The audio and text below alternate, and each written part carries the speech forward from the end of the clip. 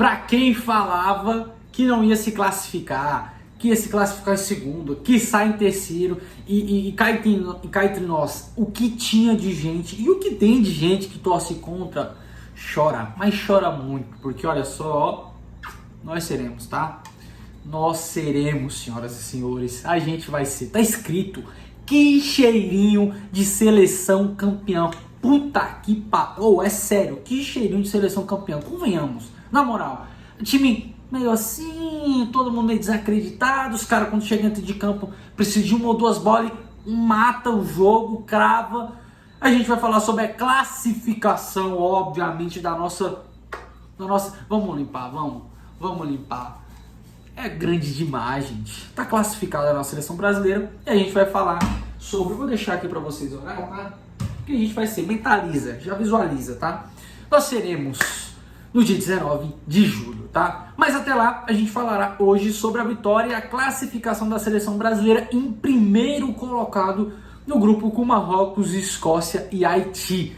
A seleção brasileira ganhou de 3-0 da Escócia. Um excelente jogo da nossa seleção brasileira. Já dá aquele spoiler aqui pra vocês do que eu achei, baita jogo da nossa seleção. A gente vai tentar destacar alguns jogadores aqui e como o time jogou num todo, quase um hat-trick do Vinícius Júnior e a entrada do homem, do Neymar. É claro, a gente falará sobre isso também.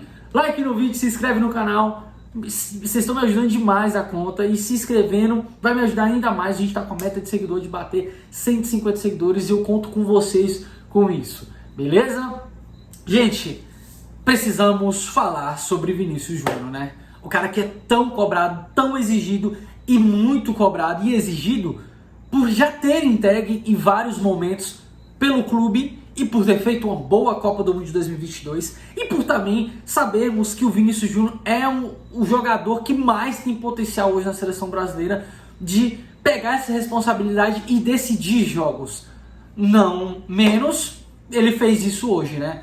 Ele cravou, quase fez um hat-trick se não fosse uma falta assim bizarra que o VAR juiz encontrou, coisa assim de maluco. Ontem teve momentos no jogo da Costa do Marfim, se eu não estiver enganado, ou foi de Gana, acho que foi Costa do Marfim, que o cara dá uma entrada muito pior e não é falta, e depois logo ocorre o gol e tal, mas é óbvio, contra a gente sempre parece que vai ter um detalhe, sempre parece que vai ter alguma coisa. O juiz estava muito tendencioso, inclusive, nessa partida. Apesar do Brasil tava mais físico, o juiz veio dar seu primeiro amarelo para os jogadores da Escócia há muito tempo. Se eu não me engano, no final do primeiro tempo, barra início do segundo, se eu não estiver enganado, tá? Mas o Vinícius Júnior fez uma baita partida e não tem nada a ver com a Escócia. Problema deles se eles estavam físicos ou não estavam, porque o Vinícius Júnior amassou, essa é a verdade. O Vinícius Júnior pegou essa responsabilidade e botou no bolso, jogou muita bola. O Vinícius Júnior, o primeiro gol, é um gol de quem é inteligente, é daquele Vini que pressiona, que recebe e é frio, calmo com a bola no pé. Baita de um gol, não é um golaço, óbvio, mas é um gol que mostra muito como o Vinícius Júnior é merecedor, porque ele luta, ele tenta, e ele tem feito isso, tá? É um cara que a gente exigia e que não entregava isso, mas agora tem entregado. O cara tá brigando na artilharia da Copa do Mundo, vocês têm noção disso? E eu torço muito para que ele não só brigue, como vença essa artilharia, tá? Baita jogada dele, o segundo gol, se eu não estiver enganado, o segundo gol é o dele de cabeça, que o Bruno Guimarães cruza e ele faz o cacuete por trás do jogador, ele tá aqui na frente e aí o zagueiro tá olhando para ele, no mesmo segundo ele dá a volta por trás do zagueiro, faz com que o zagueiro quebre o pescoço e nessa o cara já não consegue mais alcançar e ele cabeceia livremente, um passe muito bom do Bruno Guimarães. E destacar que no primeiro gol a Rayan fez uma baita de uma pressão. Sim, os dois gols são gols assim mostrando muito como o Brasil vai empurrar essas seleções menores ou seleções que não tem tanto o físico ou esse lance de correr mais que esses caras. Então Rayan e Vinícius Júnior, todos os jogadores que vão jogar nas pontas e correr bastante para poder tentar voltar a fazer esse lance defensivo. Então por isso que eles pressionam muito nessa última linha, nessa saída de bola. Em outras seleções que a gente puder fazer isso, a gente se acostume, a gente vai ver esse tipo de jogada, tá? Outro jogador que eu teria que falar é do Rayan. Rayan que, assim, cara, titularaço, tá? A partida do Rayan hoje é uma baita numa partida. Eu acho só que o Rayan tinha que arriscar um pouco mais os chutes, tá? Em alguns momentos o Rayan toma algumas decisões no último terço que ele poderia chutar Algumas ele toca até dar certo e aí alguém tenta finalizar, outras é para ele finalizar, como ele fazia no Vasco, como ele faz no Bournemouth, e ele não fez no jogo de hoje. Eu queria muito um gol do Ryan também, porque tá merecendo, entrou no lugar do Rafinha, entrou no jogo contra o Marrocos, não, Binto, nem Endrick nem Ryan entra no primeiro jogo contra o Marrocos, quem entra é o Luiz Henrique e o Matheus Cunha. Mas entrou contra o Haiti, fez uma boa partida e fez novamente, foi quase o jogo inteiro ali na posição, jogou muito bem, ajudou muito bem defensivamente. Então assim, uma baita partida do Ryan na minha visão. O lance dele pressionar lá na frente, ele pressiona muito bem e aplica muito bem no erro da zaga da Escócia. Assim, os gols, eu diria, né, se passa muito por essa pressão alta e que passa pelos pés do Ryan. Na minha visão, uma baita partida do Ryan. Eu tô muito contente porque é um cara que eu torcia muito para dar certo, não só na Europa, como na seleção brasileira. Um cara que eu acompanhava para assistir alguns jogos do Vasco. Um cara que tem muita habilidade no pé para driblar, para correr e principalmente para chutar. Então eu torço muito que o gol do Ryan saia pela seleção brasileira e que saia ainda nessa Copa do Mundo, beleza? Outro jogador que a gente precisa trazer o destaque aqui é o Paquetá. Senhoras e senhores, o que o Paquetá está jogando é um negócio assim, absurdo, né?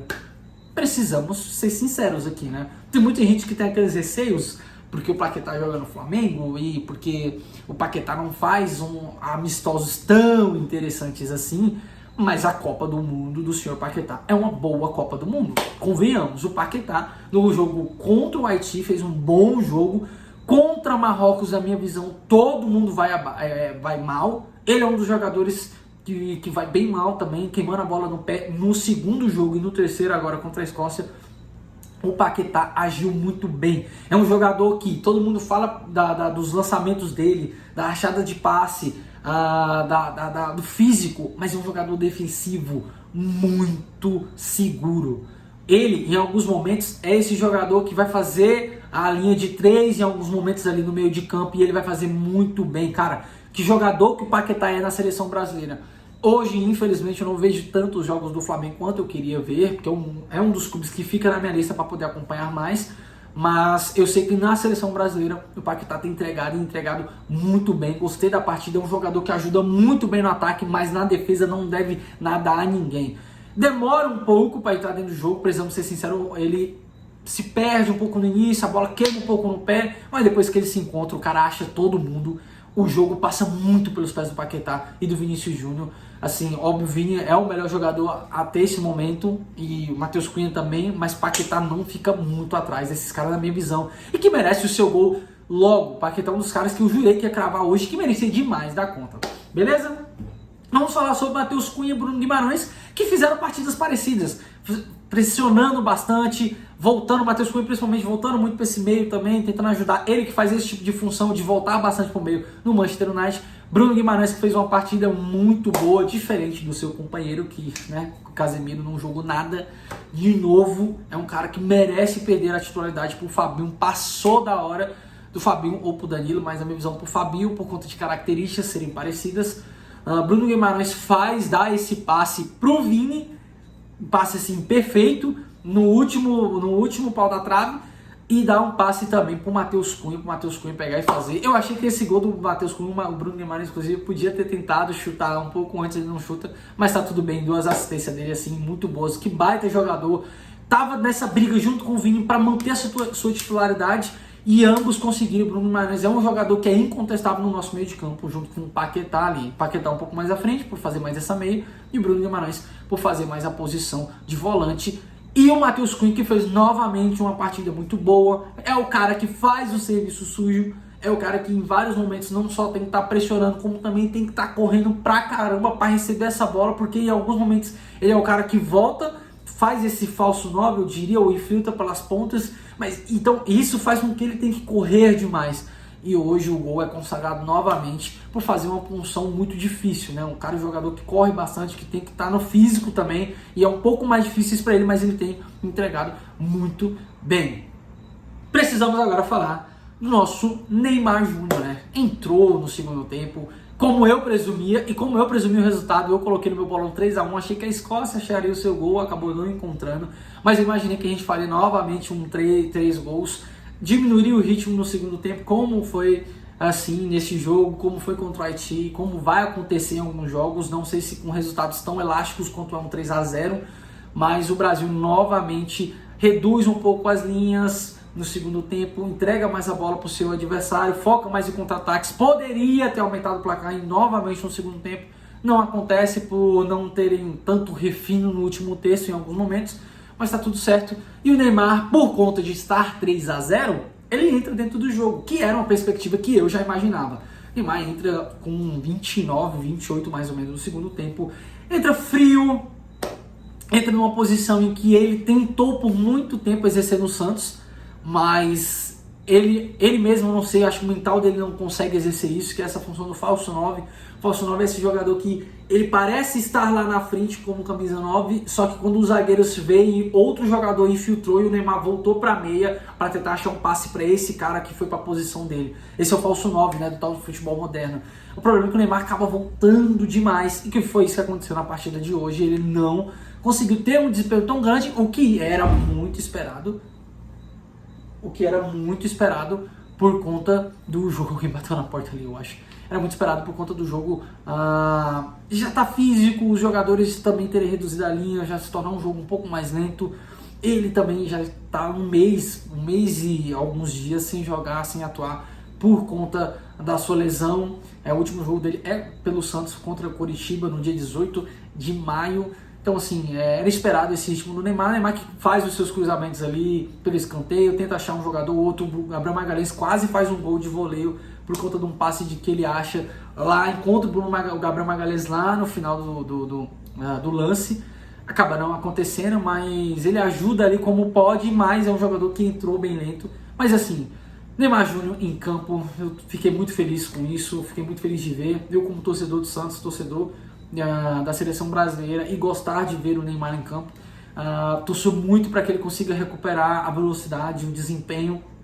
Acho que não vai conseguir chegar perto dos nossos jogadores lá da frente, mas quem sabe ele consiga desempenhar uma função muito bem ali no meio de campo. Eu torço muito para que isso aconteça ao longo dessa Copa, tá? E o Ancelotti também tá de olho nisso. O Ancelotti colocou ele cedo, como eu imaginei se o placar fosse 2-0 ou 3-0. E, cara, muito legal de ver isso, tá? O Ancelotti realmente conta com o Neymar, não era uma coisa que eu esperava tanto assim, tá? Ele coloca o Neymar junto com o Martinelli, ou é o Martinelli primeiro, algo assim. O Martinelli que entrou, não fez uma partida tão grande assim, é um jogador que quando entra vai fazer o seu volume, vai fazer o sistema defensivo ali quando a gente reduz as linhas. Mas eu quero destacar aqui Endrick e Danilo. Endrick que vai correr, e aí é o seguinte, a saída do Rafinha faz com que o Ancelotti use o Endrick de outra forma. O Endrick na ponta, o que é muito interessante. Foi o que eu falei em vídeos atrás. Se o Neymar entrar, é porque o Endrick também vai entrar, e que o Endrick vai fazer uma posição de ponta, caindo por dentro, sendo o cara que eu falei que vai entrar na posição do Neymar, o Neymar saindo desse 9, se é o falso 9, né? Saindo desse 9 e achando o Endrick. Vamos ver nos próximos jogos se eles vão ter mais minutagem juntos. E se isso acontecer, mais uma canetada aqui do canal vai jogar fácil, tá? Danilo, cara, precisamos falar da Copa do Mundo do Danilo. Fez uma boa partida contra o Haiti, fez uma partida interessante contra Marrocos e hoje fez uma partida novamente muito boa contra a Escócia. Danilo, esse que, o zagueiro que eu estou falando, zagueiro barra lateral, que faz a linha de 3 ali, em alguns momentos tenta subir para a lateral, não sobe tanto, acaba não indo tão a fundo assim, mas é um zagueiro barra lateral bem defensivo, que vai muito no corpo, não à toa, tomou um amarelo hoje, poderia ter sido expulso no lance, assim, desnecessário que ele faz no meio de campo, mas eu gostei da partida do Danilo, que tem me surpreendido, tem feito esse serviço sujo lá na parte defensiva.